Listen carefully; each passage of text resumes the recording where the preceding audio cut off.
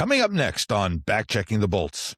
Not a fast team. They're a little bit better when like Dominic James is in the lineup. I think with Peltier in, they'd be a little bit quicker as well. They got Braden Point, who's probably their fastest skater, and that's kind of about it. So teams with speed, especially the Lightning defense, kind of give them a little bit of trouble. I think they match up a little bit better against Montreal than they do Buffalo. I think Buffalo has the size and the speed and the forecheck, as well as their defense. I think the Lightning can exploit Montreal's defense a little bit more. I think they're a little bit younger. I don't think they're as talented as Buffalo's defense. So I think that would be the matchup the Lightning may favor. Welcome to Backchecking the Bolts. Backchecking the Bolts is your cup of coffee to get you the latest on the Tampa Bay Lightning. Join host Jason Linkus and the managing editor of Raw Charge, Justin Godfrey, as they break down the Lightning's most recent games and go beyond the highlights, telling you what the box scores didn't. It's time to drop the puck.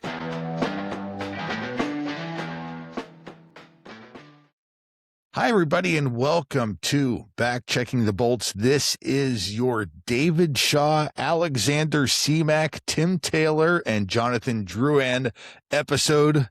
It's number 27. Hi, everybody. I'm Jason Linkus, and as always, I am joined by the managing editor of Raw Charge, Justin Godfrey. You can read him daily at www.rawcharge.com. Today, we are going to break down the Bolts' last two games, and they are on a two-game losing streak. They lost 4-2 to Buffalo on Monday night.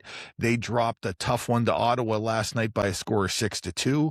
We're going to preview the game against Montreal on Thursday night.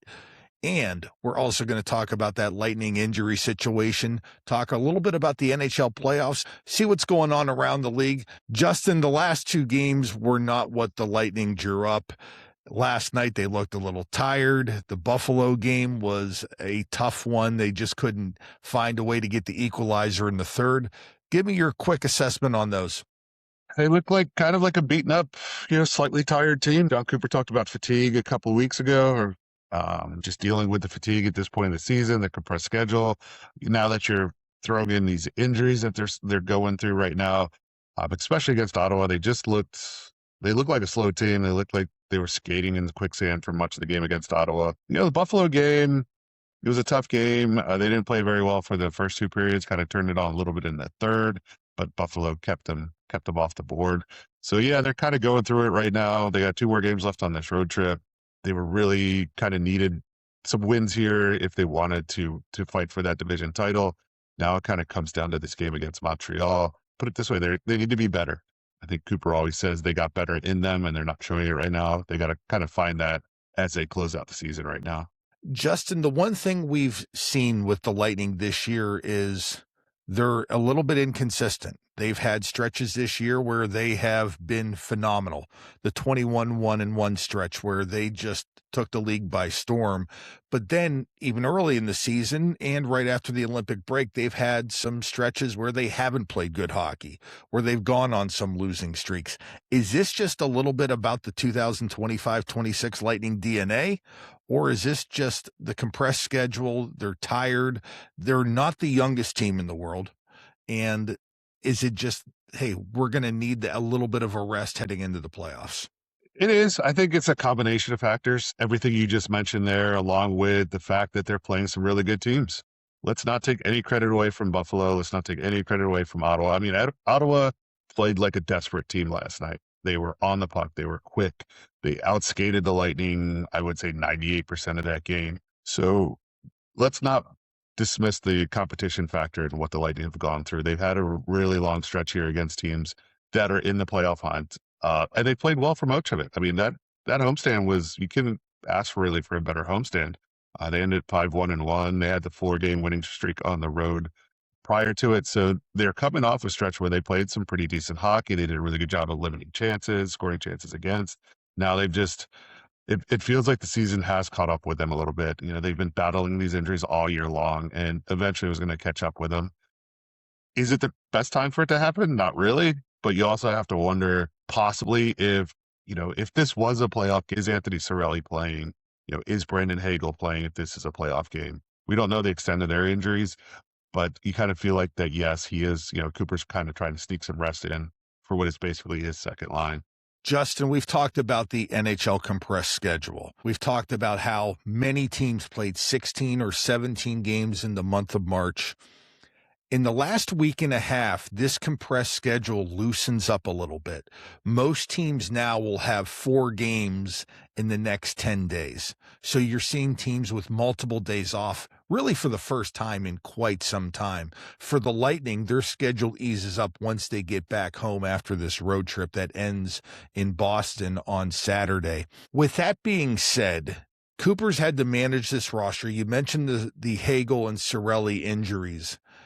Do you think he's likely right now, knowing that the playoffs are clinched, they're going to finish somewhere between first and third in the Atlantic?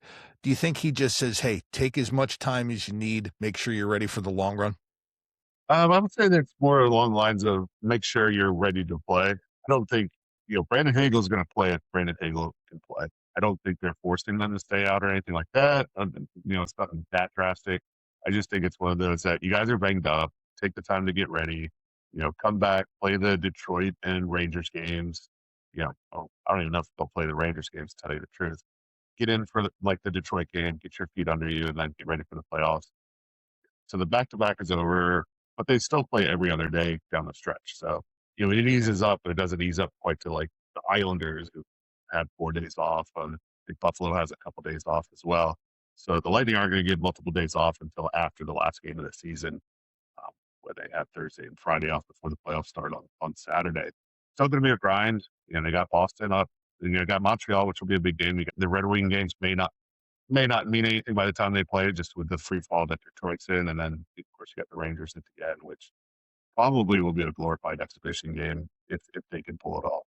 Let's talk a little bit about the Buffalo game first. It was 2-2 midway through the second period.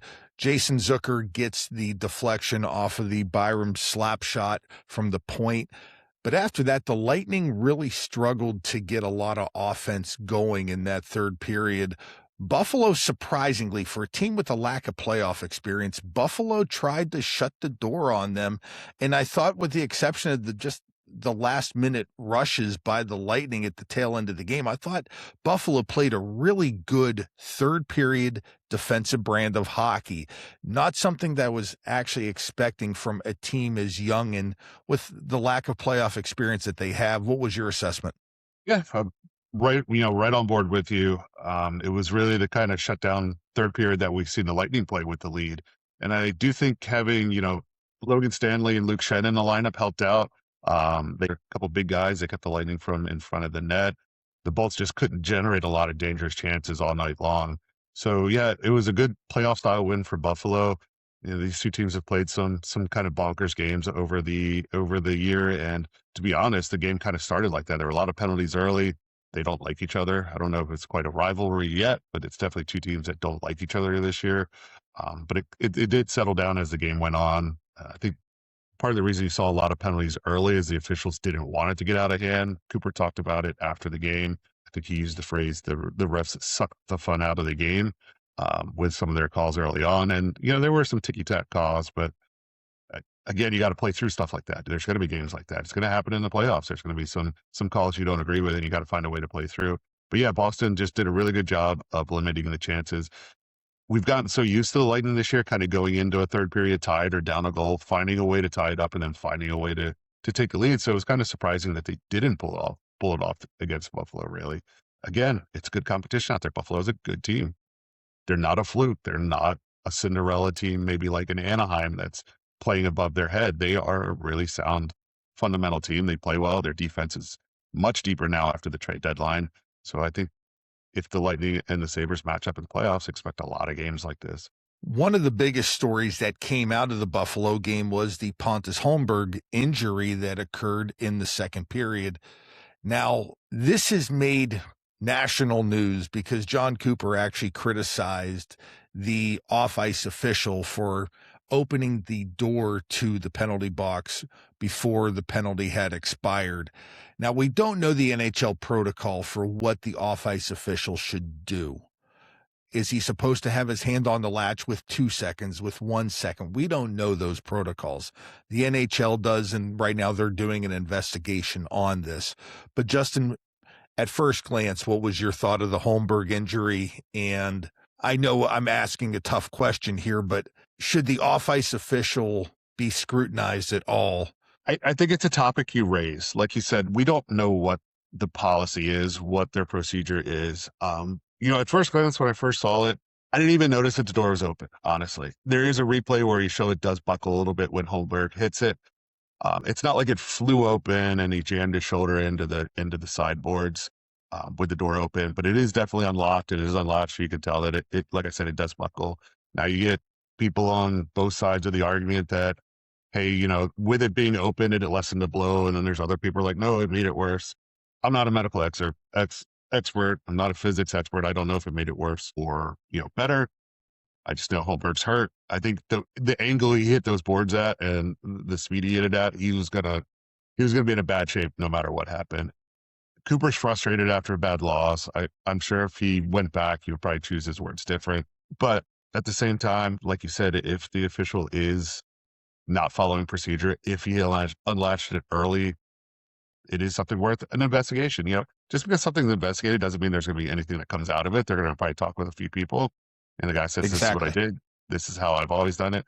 If you've ever seen those clips from especially if a player coming out of the box scores, they usually show that camera angle where he's standing at the board ready to go. And the penalty officials right there kind of ready to pop the door because God forbid he be in the box 2 seconds too long, Yeah, I get the frustration on Cooper's part. Again, I think if he could hit the rewind button, he probably phrases a little bit different as opposed to, coming after the guy's job. The end result is Holmberg's out. It sounds like he's going to be out for a while, which is kind of one of those quietly important injuries that the Lightning are going to have to find a way to deal with down the stretch and possibly into the playoffs. Well, one of the ways they dealt with the injury situation going into the Ottawa game was to make a phone call up to Syracuse and basically call up an entire line of Syracuse Crunch members. So we have Jacob Peltier, Connor Geekie, and Dylan Duke. All three were called up from Syracuse. What role did they play in the game on Tuesday night in Ottawa? It was kind of interesting when the news broke that all three were coming up. It was kind of funny. It kind of came in waves. We wrote the article about the Holmberg injury kind of early, and we speculated that Peltier could be one of the call-ups just because he has been absolutely red hot in Syracuse. He's leading the AHL in points. He's on I believe an 18-game point streak, which matches a Syracuse Crunch franchise record. So you kind of saw him at the top of the list. Plus, the style he plays would mesh well with that line. And then the first release was that Duke and Geeky were the call-ups, so we had to go in and update our article. And then as soon as we update that article, oh no, Peltier is coming up, and Mitchell Chafee is being reassigned to Syracuse. So I had to update it again. The joys of being an editor for an online website, sir. But anyways, back to the original question. I like the fact that they put him out there as a line. You probably could have hemmed and hawed and maybe mixed them up a little bit. They played a lot together in Syracuse, especially on special teams. So they, you kind of feel like, hey, let's get these guys out there together, roll them out with the fourth line. They played all right. Dylan Duke had a nice chance early on. They were on the ice for one of the goals against, but I think overall they played pretty solid. They had some jump to their game. Geeky was a little feisty. Peltier, I felt, was one of the better Lightning players, honestly. He was one of the more noticeable ones. He skated really well. He had some nice back checks. It'll be interesting to see how long they're up. Of course, it all depends really on the Hagel and Cirelli injuries, I think. But if they get a couple more games in, I'd like to see them get their feet wet. But it was nice to see them get called up. I think they had a bit of an adventure getting there. It's my understanding that they actually had to drive from Syracuse to Ottawa. Just they had some issues getting plane tickets, and there's a snowstorm going on up there too. So they kind of planes, trains, and automobiled it up. I believe it was an intern that drove them all the way up there. And there's a clip of them unloading their hockey bags from like a little crossover vehicle. So I'm sure it was an adventurous day for the trio and a fun road trip. 81 through Watertown, you go right by Fort Drum. You enter the Canadian border through the Thousand Islands, which is an actual beautiful drive. If anyone's ever had a chance to do that, the last 5 miles of the States going into Canada, you go through this series of islands and through the St. Lawrence Seaway. It's just an absolutely beautiful drive. Now, not sure how beautiful it is in, let's just say, early April, but when it's summertime, it is a great drive. So yeah, it's about a 3-hour drive. I've made that again, numerous times throughout my work career. But I want to ask you this question about those three. Let's say Hagel and Cirelli come back in the next game or two. Do all three stay up with the big club? Do a couple of them get sent back? Do all of them get sent back and is Chafee brought back from Syracuse? What's your prediction? I wouldn't be surprised. I think there's some speculation that Scott Sabrin may be a little dinged up as well. He only played 5 minutes his last outing. Depending on who is hurt, who's not, I could see maybe one of the three staying up. I would think it would be maybe Peltier, especially if he's going to take Holmberg's spot. I think he gives the Lightning the best mix of offense but defensive responsibility. He's also got the most experience at the NHL level as well. You know, he played with Philly and Calgary a little bit more than, say, Geekie did. And they've been really stressing Geekie's development in the AHL this year. So they kind of wanted him to go back down and be that number one center down there. Duke, you know, I think it's kind of a reward for having a really strong season. So I wouldn't be surprised to see him go back down. But I could see them keeping Peltier around, especially if Sabrin's maybe a little dinged up. And then filling that Holmberg role on the third line. Ottawa had just played back-to-back games this past weekend. They were coming off a 6-3 victory against Carolina. They were waiting for the Bolts, who played Monday night in Buffalo. I thought Tampa looked a little slow. Jake Sanderson, his first game back from his injury, looked absolutely phenomenal for Ottawa. But Justin, one thing I want to talk about before the fatigue factor, on two of the Ottawa goals, and I'm thinking the first goal, the Jordan Spence goal on the 2-on-1, and then the second Sanderson goal, which he basically had a breakaway from 90 feet. There were two defensive breakdowns, a lack in coverage. What led to both of those goals? Yeah, the first one was it ended up being a 2-on-1 with Tkachuk and Spence, but the play was made in the Ottawa zone.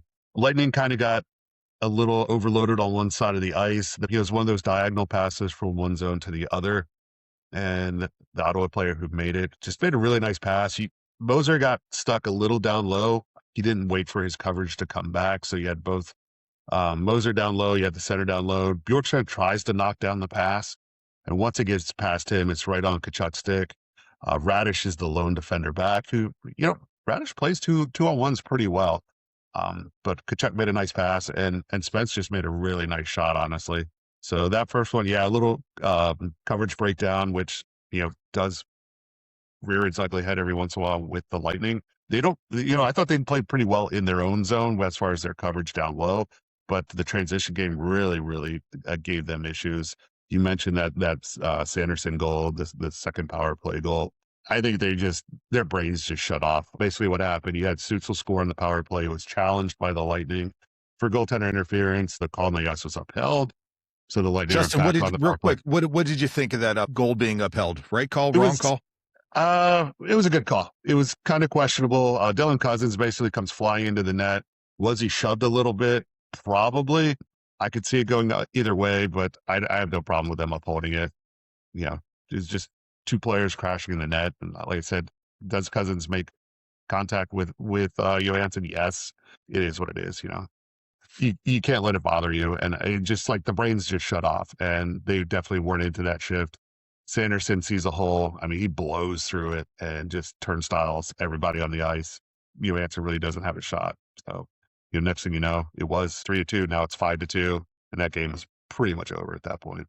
Well, the Bolts have a tough task now. They have to head up to Montreal. Montreal won last night in the shootout. Nick Suzuki tied it late against the Florida Panthers with the goaltender pulled. They won it. They now have 102 points. So does Buffalo, and so do the Bolts. There's a three-way tie for first place in the Atlantic. The first tiebreaker, Justin, it's regulation wins.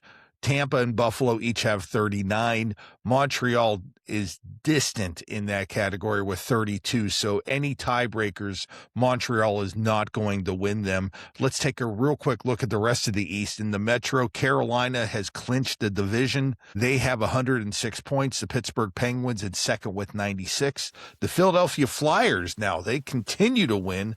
Won again last night, a 5-1 victory over the Devils. They have 92 points. For the top wildcard spots, you have the Boston Bruins with 96 points. The Ottawa Senators, who beat the Lightning last night, they have 92. And on the outside looking in, you have the Columbus Blue Jackets with 90, Detroit and the Islanders with 89, the Washington Capitals with 87. Justin, I'm going to ask you this. You look like if you're not going to win the division, you're going to have to go through Buffalo and Montreal, two teams that I think the Lightning don't necessarily match up great against. I think speed is going to be an issue in both of those series if that comes to fruition. What is your initial thoughts? Yeah, I mean, that's a great point. The Lightning are not a fast team. They're a little bit better when like Dominic James is in the lineup. I think with Peltier in, they'd be a little bit quicker as well. But, they got Braden Point, who's probably their fastest skater, and that's kind of about it. So teams with speed, especially the Lightning defense, kind of give them a little bit of trouble. I think they match up a little bit better against Montreal than they do Buffalo. I think Buffalo has the size and the speed and the forecheck, as well as their defense. I think the Lightning can exploit Montreal's defense a little bit more. I think they're a little bit younger. I don't think they're as talented as Buffalo's defense.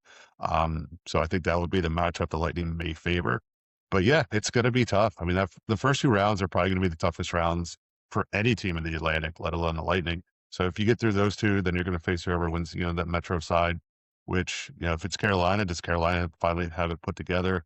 Pittsburgh, a resilient Pittsburgh team. I mean, every time you start to count them out, every time they kind of go into a little bit of funk, they just find a way to start putting wins together. And Crosby's dragging that team into the playoffs. One more shot of glory for Sid the Kid, and I think it's going to be an interesting march through the Eastern Conference. And then if you win all that, go to the Stanley Cup, you're looking at probably I would think the Colorado Avalanche, or the Dallas Stars. Yeah, again, that's going to be another division where it's going to be the first round. It's going to probably be your best, your toughest competition. So it's going to be it's going to be a fun playoffs session. And you're probably just glad they don't have to play at Florida, even though they kind of built their team to play against Florida. So it's going to be interesting to see how they handle some of these younger teams with a lot of speed. And, maybe they're kind of too dumb to realize that they shouldn't be this successful. A lot of times with these younger teams, they don't know what they don't know, and they just go out there and play hockey. And it would be fun to see the Lightning kind of get back to that a little bit. I thought they're just skating the last 2 days, just hasn't been there. And that's something they need to pick back up, something we saw during the winning streaks. And would like to see them get back to where they're just, they're constantly skating and they're constantly moving. I thought they kind of, not to say they were passengers, but I thought the effort level was a little bit below what we've used to them doing this year. Justin, last week, Montreal beat the Lightning 4-1. It was a real tight game. It was a 2-1 game. Montreal got 2 empty net goals. That game was played on March the 31st in Tampa. But in that game, the Lightning owned the stat sheet. They did everything but score. Coming into this game, you go up to Montreal, you're going to have a big-time atmosphere for this game. The Montreal fans are hyped. They haven't been in this situation in quite some time where they're true contenders now. Martin St. Louis has his team playing great. They've won 9 out of 10. What matchups do you fear in this? Where do you think they can attack Montreal? If the Lightning get their forecheck going, I think they can force some bad passes, some turnovers from the defense. It's going to be kind of a different Gord line. I think they had Bjorkstrand playing on it for most of yesterday's game, and I think they may try that again, especially if they keep the Kid Crunch line together. Then you're probably going to see Bjorkstrand on that third line, which gives them another hard checking forward. So if they can pressure that defense, if they can make them rush plays, rush passes out, and then own the neutral zone, the Lightning can kind of have a good chance. That's what they did, in that game on the 31st. Is Montreal had some issues getting the puck out, and the Lightning were able to pounce and get that puck right back in, keep the cycles going. So I'd like to see that. I mean, as far as things I dread, definitely that Cole Caulfield line. That's a beast of a line. Those guys are so good, and they played it so well together. Limit the damage from those guys, and then try and win the other 3 matchups, as far as lines. But yeah, that's kind of like the Kucherov point line for the Lightning.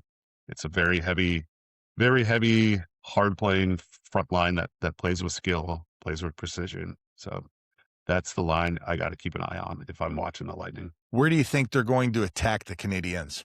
The Hagel line's back. That's a good one. I thought Nick Paul, who was centering the second line, if they can win that matchup, if they can get some offense out of that, that new reconstituted second line with Gage Gonsalves and Corey Perry, just kind of grind it out. That's how they're going to have to score these goals, get that cycle going. We saw the nice deflection goal from Perry last night, but it was one of those Beautiful things. hands. Yeah, I mean, the guy's 500 years old, but you get him next to a net, and he's going to score goals. That play was set up by getting the puck into the zone. The Lightning struggled to get the puck into the zone for much of the game against Ottawa. They were really slow through the neutral zone. That's where the Lightning got to win. They got to win that neutral zone. They got to be better at getting their entries in. When they were able to get through the neutral zones cleanly, when the passes were hooking up, they put some pressure on Ottawa. It wasn't a lot, probably one of their worst games in terms of high danger chances and scoring chances overall. But when they were able to get through, that's how they set up their offense. That's how they get the puck deep and get their cycle game going. That's what I'm looking for from the Lightning. Grind this one out. It's not going to be super fast 2-on-1 goals for them. It's going to be get in, work the puck back to the point, retrieve rebounds, and just kind of win the front of the net as well. One of the questions Montreal has going into this next offseason is the goaltending situation. Jacob Fowler, the 21-year-old rookie, looks like he's the next heir apparent in the Montreal goaltending lineage. I mean, he's going to be the next Carey Price, and they're hoping, of course, he's the next Patrick Waugh. That's probably, hey, every team wishes they had the next Patrick Waugh. Yeah. But coming into the season, Sam Montembeault was the number one goaltender. Jakob Dubas, who has now won 6 in a row, he looks like he's now entrenched as the number one. In the offseason, do you expect them to try to get Sam Montembeault to another destination? I wouldn't be surprised. I think out of the three, he's the one you're looking at as far as moving. I mean, he's a big reason they made it last year to the playoffs, right? He was there. He was a true number one goalie. You had folks talking about him possibly starting for Team Canada. So it's been a rough season for him. But the fact that Dobish has stepped up, I don't think they were planning on Fowler playing that much this year up at the NHL level. I think they wanted to get him a year in the AHL. He's 21 years old, so he's still kind of a young kid. But Dobish has really helped their season out. His ability to just provide them the goaltending they need. He's not a flashy guy. He's not going to steal a lot of games. I thought he was a big factor in the Canadiens' win against the Lightning, especially his third period in that March 31st game. If they can get solid goaltending from him, then let their offense kind of outscore any problems they might have. But yeah, it's going to be an interesting offseason for him. I think there'll be teams interested in Montembeault. He's on a decent contract. He's making just over $3 million a year. He's signed through next season. So I think you could see the Canadiens flipping him for something, either a prospect or a mid-round pick, maybe even a higher round pick. But hey, that's 3 months away. So they're not worried about that right now. I think they're glad to have him as a third goaltender. Dobish falls off. Now you're going to ask 21-year-old Jacob Fowler to play playoff games. I don't know about that. So to have Montembeault waiting in the wings is not a bad problem to have. I think he could step it up. He's going to have something to prove. So throw him in there if you need to. The only problem is he hasn't played in a month. It's been Fowler who's been getting those other starts. If you're Martin St. Louis, now let's just play hypothetical. You have Dobish, let's just say you fall down 2-0 in the first series. You're struggling. Who do you go to? Do you go to Fowler or do you go to Montembeault? I think at this point, maybe you go to Fowler, but give him a shot. But after that, Montembeault, like I said, he did well last year. He did okay in the playoffs. Of the three, he's got the pedigree. That's what Marty gets paid the big money for, right? To make those decisions and hopefully pull off the right ones. I wouldn't be surprised if maybe Montembeault gets a start somewhere down the road these next few games for Montreal, just to get him some action. Yes, you're fighting for the division lead, but you also, at this point, you're going to finish in the top three. Kind of who you're going to match up with. So I wouldn't be surprised to see Montembeault get a start somewhere down the road. Of the three teams fighting for that top spot in the Atlantic, Tampa, Buffalo, Montreal, is it more important for one of those three teams to win the division? I haven't really looked at the, home road splits. With the Lightning, they've been so good on the road this year, last two games notwithstanding. I don't think they're too concerned with winning the division. They've never been in the past. I think under Cooper, I don't even know if I don't think they won any of their cups as the number one seed.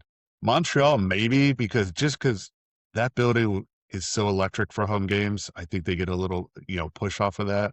So if they have a game 7 at home, I think it's more important for them than maybe the Lightning. Buffalo, I would throw in that as well. I think Buffalo is going to be happy to be in the playoffs no matter where they're at. They're going to probably going to have home ice even if they don't get the clinch. I think I see them finishing first or second.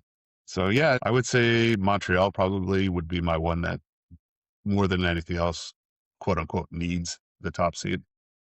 I would agree with that. I don't like Montreal against Buffalo. I like Buffalo in that matchup. I think Montreal would fare much better if they would have to face, let's say, it could be anywhere from Boston to Columbus to Ottawa, one of those three. I think it's a much more favorable matchup for Montreal. I think Buffalo, do I think that they're a flawless team? No. I think they're a decent team that can beat anybody in the East. I still think Carolina right now, if I had to handicap the East, I would probably move Carolina into that top spot. I think Buffalo can beat Tampa. I think Buffalo can beat Montreal. I don't have the same feeling about Montreal that they can go and beat Buffalo in a 7-game series. I think they would struggle with Tampa in the 7-game series, even though I think there's some things in the matchup that Montreal would give Tampa a lot of trouble with. So I think it's more important for Montreal to get that top spot. And if I'm Montreal, I say, hey, let Buffalo and Tampa beat their brains out in that 2-3 spot in the Atlantic. Yeah. But Justin, you got a lot to talk about here coming up. You got the Montreal game on Thursday. What's going on at Raw Charge? We kind of broke down Pontus Holmberg, what he means to the team. So that was posted yesterday. Going to take a look at that Emil Lilleberg, Charles Destu pairing, just to see how well they've been playing as a third pairing and what they mean to the Lightning. Going to go ahead and recap the Canadiens game, start thinking about some playoff matchups, and take a look at the Lightning's path to the playoff, how they've fared against these teams in the past. They do have some history in the postseason with Montreal, not so much with Buffalo, but it's going to be a fun finish to the regular season. I think the Lightning are going to go for it. They're going to try, they're going to play their best. They got to get into shape, so we're going to talk about that a little bit, and then just finish up the season, then get ready for the playoffs, which we're just over a week away from, right? So it's right around the corner. It's going to be a blast. I'm going to ask you a real quick non-Lightning question, but the Sabres on Monday night wore the black Buffalo Sabres uniforms that they wore in the late 90s, early 2000s. Do you like those better? Or do you like the original, more powder blue French Connection jerseys? They're both nice. You got, was it the Slug and then the powder blues, the French Connection jerseys? Yeah, I like those. Those black and red is what I associate with the Sabres. That's when I started following hockey, was when they were wearing those. So that's kind of the traditional look for me. But those all blue uniforms, they're pretty nice. The blue and yellow goes well together. But I would go with the dark black and red. So I'm more the old school. I think Pat LaFontaine, Alexander Mogilny, Rob Ray, those jerseys from the early 90s, I absolutely love them. So those are the ones for me. Our next podcast is going to be dropping probably on Sunday morning. We're going to record it on Saturday evening. We are going to recap the Bolts in Montreal on Thursday and the Bruins game on Saturday afternoon at 12:30. You can read Justin at www.rawcharge.com. I'm Jason Linkus. Thanks for joining us today. Please hit that like and subscribe button. We appreciate all the support. Until then, have a great day and go Bolts. Go Bolts. Thank you for listening to Backchecking the Bolts. We are free and available on all platforms, including Apple, Spotify, iHeartRadio, Amazon, YouTube, and Deezer. If you enjoyed it, please be sure to subscribe and leave a review. You can follow Justin on Blue Sky at rawcharge.com. You can follow the show on X at Tampa_Bolts_pod and on Facebook, Instagram, and YouTube at Backchecking the Bolts. If you're interested in advertising on the show or partnering with us, you can find more information in the show notes or email Jason at backcheckingthebolts@yahoo.com.